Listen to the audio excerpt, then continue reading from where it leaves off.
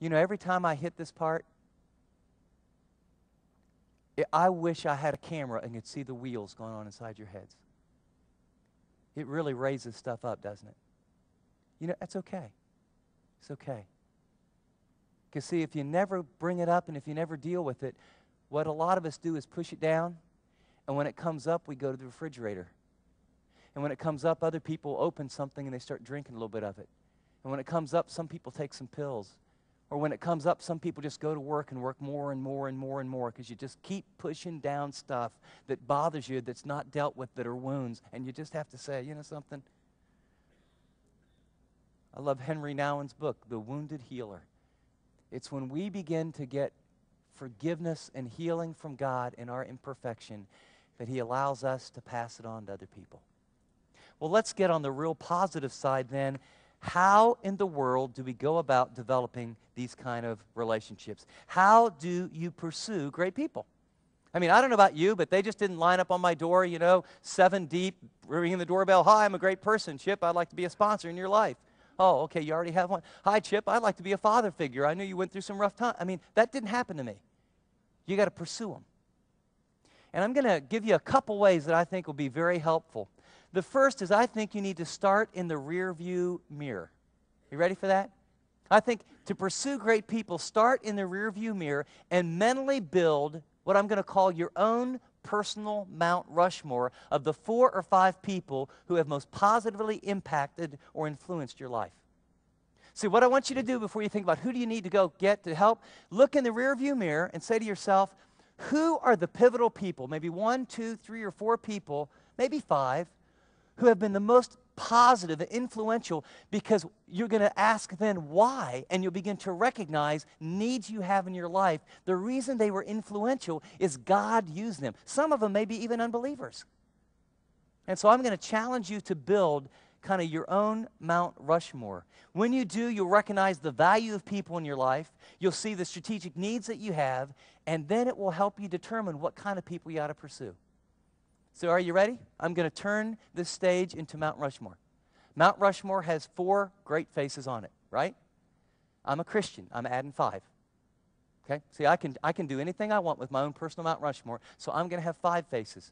And I want you to know I'm going to have face number 1, face number 2, and I'll tell you about them. And then I've got face number 3 and face number 4, and in my Mount Rushmore, they're all tilted inward, and they're going to look toward the middle of face number 5. Because face number 5 is the one that's had the most impact in my life. And I just want to go through the exercise personally for a few minutes, and as I do, I want you to ask yourself, who would be my Mount Rushmore? Who are the people that most positively impacted my life? My first one over here on the left, etched in stone in my heart and soul, is a guy named Neil Lance, my junior high coach, PE teacher. I'll never forget the first time I met Neil Lance. I was a cocky, insecure, mouthy kid who desperately wanted attention because he couldn't figure out what was going on inside. And I walked into his PE class, and I was mouthing around, Ingram, shut up now, give me 20. That was my first experience with Neil Lance. And as I was just like this, and then I started to bend down, Ingram, button it up. And like 10 minutes later, I'm still doing this. He never said another word to me. Get a shower. And then he saw some desire, and over time, he took me in the gym, and he closed the curtain. And this guy could play ball, and he knew that's where my heart was. And I grew kind of late, so when I was in 7th grade, I was 4'11", and then I shot up to 5'1" in 8th grade. And I wanted to play basketball. This is not a good, this is not looking good. By 9th grade, I was 5'4" and a half and ready to take on the world.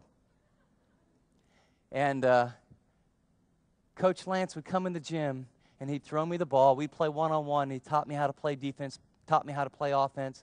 But more than anything else, you know what he taught me? He taught me what a man looked like. I'll never forget, as I was going through my insecurity, cocky stage, mouthy part of life, and some of you are looking at me like, I can really imagine you like that. Not very hard, is it, right?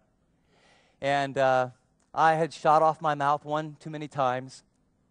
And remember, some of the guys will appreciate this. Remember the old locker rooms? You'd go in and have the big public shower, and then on the wall there would be all the, lockers, and then the coach would have, it would be a window, and then he'd have a little office that really smelled like gym shoes.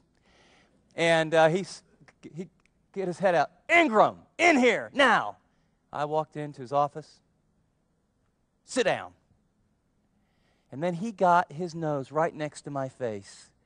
And I mean, he began to ream into me. And then he said, okay, stand up. And I was so angry because I had shot off my mouth one more time. And then I was just getting ready to leave, and he loved me so much that he cared. And he took me by the shirt. This was long before you got sued as school teachers.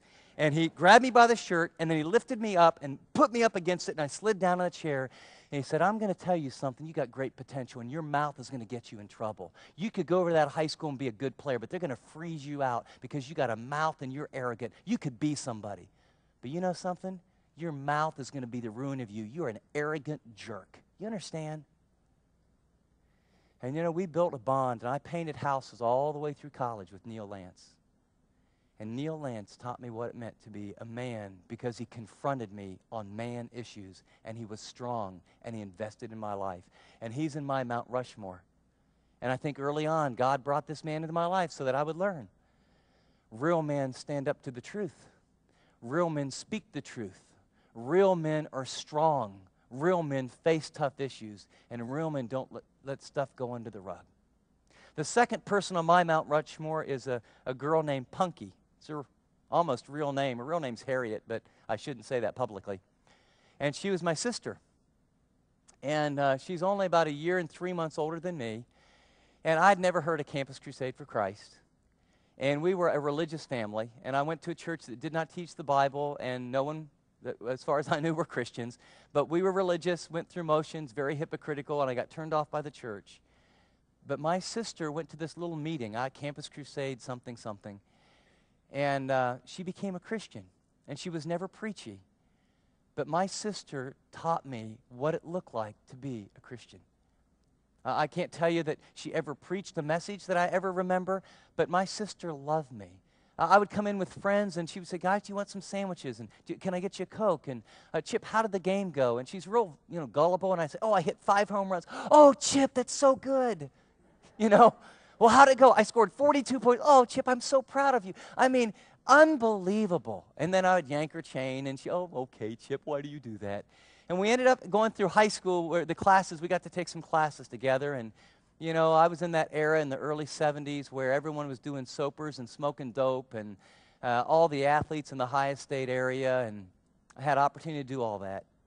And isn't it interesting? I wasn't a Christian, didn't have any big moral reason not to. And I still remember, a guy giving me a joint and saying, do you want this? And saying no. And I remember in my mind, I thought, no, what would Punky think? What would Punky think? She was the most loving person. She showed me Jesus. She showed me. She lived it. She's the kindest person that I'd ever met. And she's my sister and my friend. And I later became a Christian because of her testimony. I want to skip from number 1, number 2. I want to go right over here to number 3 in my Mount Rushmore. And this is the third person in my rearview mirror, a guy named Dave Marshall. And I prayed to receive Christ at a Fellowship of Christian Athletes camp. And I was 18 years old, had never opened the Bible, and landed on a campus. And there was a bricklayer trained by the Navigators. He was what I would call not cool. Everyone's wearing white socks now, but he wore them back then, and it wasn't cool. And blue collar, strong worker. And he had a little Bible study in his house. He'd been there for 3 years. This was the 4th year. If the ministry didn't grow, I learned later he was going to quit and go do something else. But he would lay bricks all day and open his home at night and do Bible study with a few students. And after 3 years, he had 4 students in the living room. Football player on the football team was the fullback and found out I was a Christian, said, you're coming with me. He was very big, so I went. And I found myself in a living room with about 5 or 6 other people that were not very cool. And this bricklayer said, I heard you just became a Christian. I said, yeah, it was this summer. And he said, would you like to learn to study the Bible? And I looked at him and I thought, not with you. Sorry. But then I thought, I'm a Christian. I don't know the Bible. I ought to want to study the Bible. He's offering. So I said yes. And every Tuesday morning, Dave would come, knock on my dorm room, and to my shame, sometimes I pretended I couldn't hear him. Put the pillow over my head. But over time, he got this lazy, arrogant, insecure young believer, and we went into the little kitchenette, and he taught me how to read the Bible. Then he taught me how to memorize a few key passages.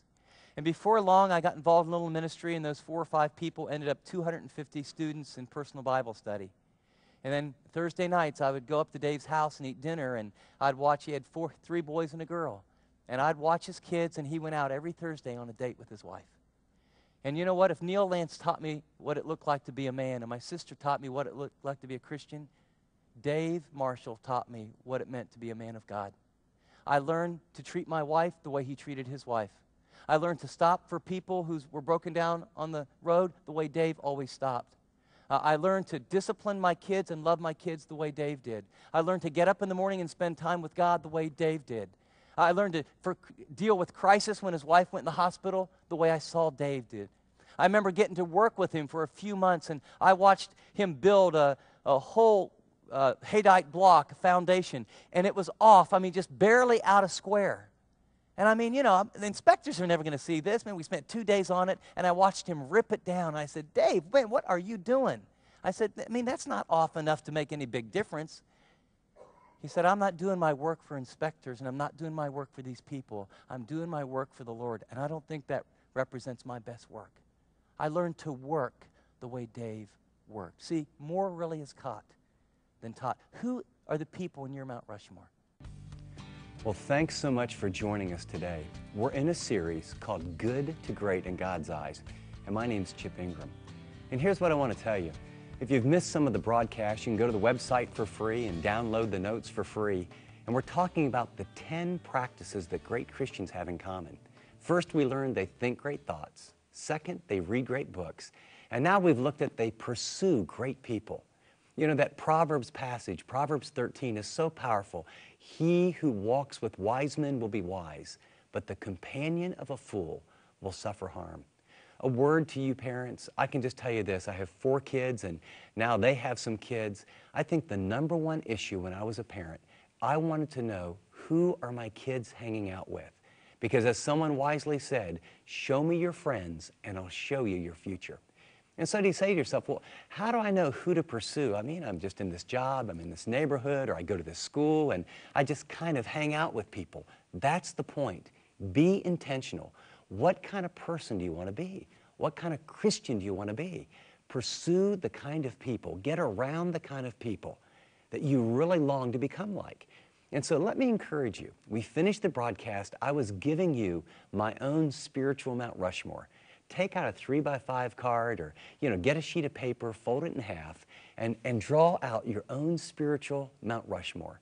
Who are the 5 or 4 people who have most impacted your life? And then spend a little time and say, well, why? And Coach Lance, for me, he taught me what it meant to be a man. And the bricklayer, who taught me what it meant to be a Christian, and a Christian husband, and a Christian father. And in our next broadcast, I have a couple more people that I want to share from my Mount Rushmore. And then I've got some very practical ways to help you pursue great people. I hope you'll join me.